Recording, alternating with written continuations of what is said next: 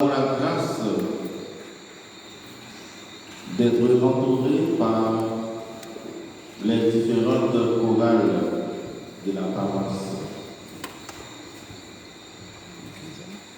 Ces chorales sont là pour nous aider à louer et magnifier le nom de Dieu.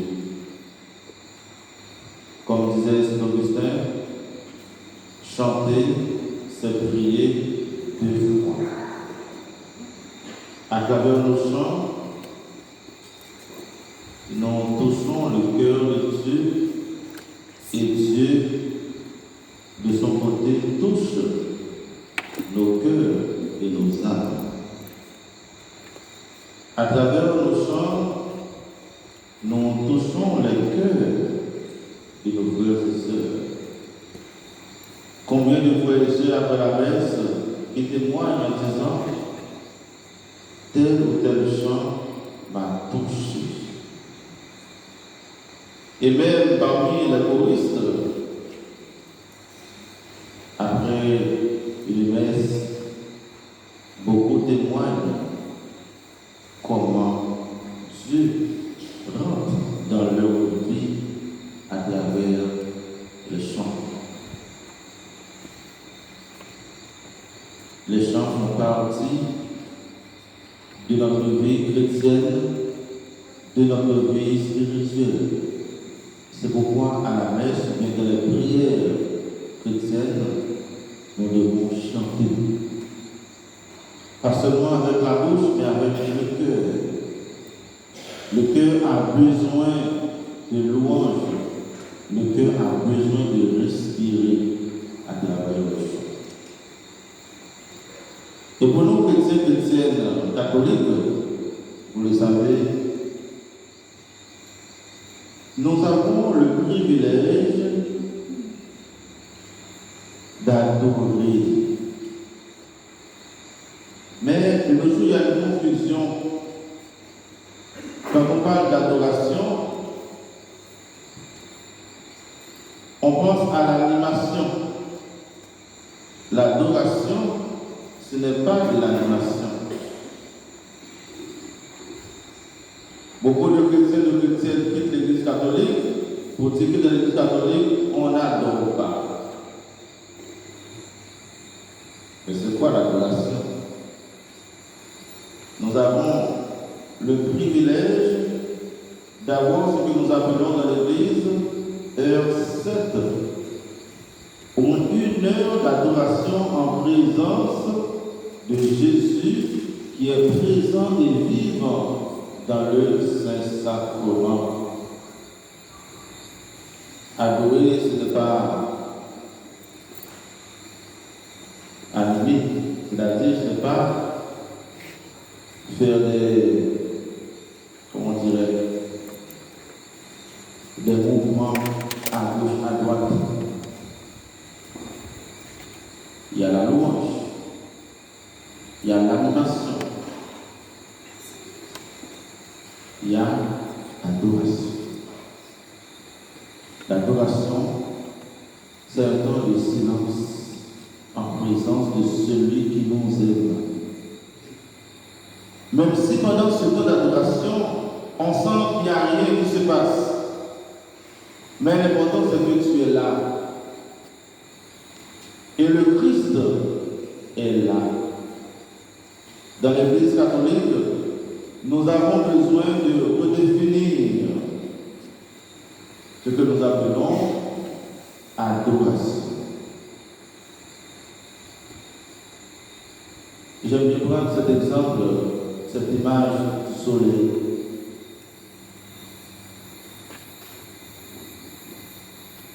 Quand on prend le soleil, on n'a pas besoin de parler.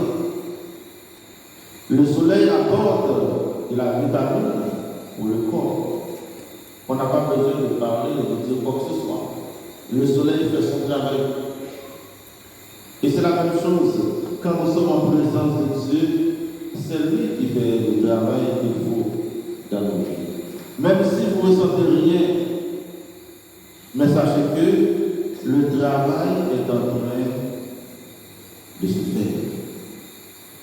Quand vous allez à l'hôpital pour subir une intervention chirurgicale, on vous donne de l'anesthésie, vous ne vous sentez rien. Pas vrai? Vous êtes comme des morts, ou bien nous sommes comme des morts. Mais le médecin avec toute son équipe, ils sont en train de faire le travail qu'il faut. C'est exactement ce qui se passe au moment de la coalition. Il y a l'Esprit Saint qui joue le rôle de l'anesthésiste, qui nous met en condition pour accueillir les grâces de Dieu. Et vous le savez, quand Dieu a voulu donner à Adam sa compagne, Ève, qu'est-ce qu'il a fait? Il a plongé Adam dans un sommeil mystérieux.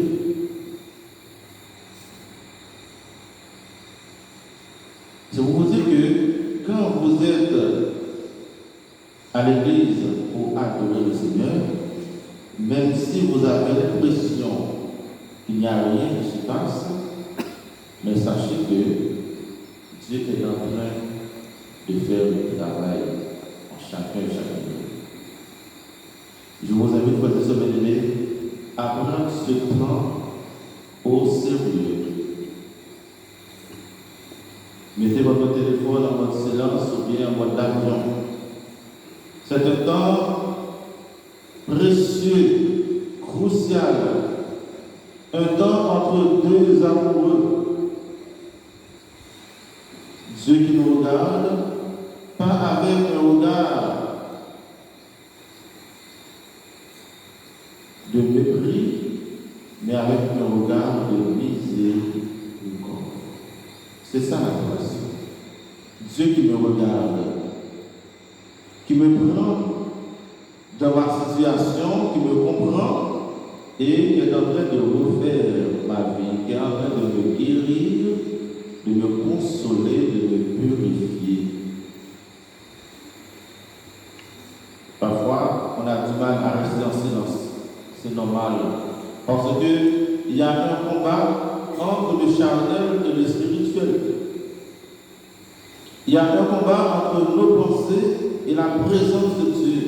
La présence de Dieu, qu'est-ce qu'elle fait? La présence de Dieu dérange. Mais si la présence de Dieu nous dérange, c'est pour mieux nous arranger, pour mieux ordonner nos pensées, pour mieux ordonner nos sentiments, pour mieux ordonner nos émotions. Nous allons exposer de ce sacrement Jésus.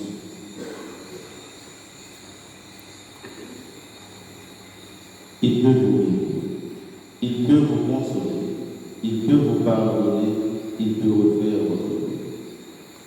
Chacun est venu avec son lot de doléances. Mais en même temps, nous sommes venus pour tous les hommes et pour toutes les femmes. Nous sommes venus pour l'humanité, nous sommes venus pour nos familles, pour nos collègues, pour nos patrons, pour nos enfants, nos petits-enfants, pour l'Église, pour les prêtres, pour le pape. Nous sommes là pour tout le monde. À travers notre présence, c'est toute l'humanité, c'est toute la Guadeloupe qui est en train d'adorer le Seigneur. C'est pourquoi, en adorant le Seigneur, nous sommes comme des intercesseurs, des médiateurs, parce que nous portons l'humanité, nous portons les autres, la maladie des autres, le problème des autres, leur souffrance à travers notre prière. Ce temps est aussi un temps d'action de grâce pour dire merci Seigneur pour cette année, avec ses hauts et ses bas, avec ses peines et ses joies, avec ses échecs et ses réussites, avec nos guérisons et nos maladies. Le Seigneur était là et il sera toujours là. Donc, dans un premier temps, nous allons dire merci pour cette année. Et dans un deuxième temps, nous allons demander des grâces pour l'année qui va arriver. Merci Seigneur pour ce temps que tu nous donnes. Accorde-nous la grâce d'être de vrais adorateurs, de vraies adoratrices. Je vous souhaite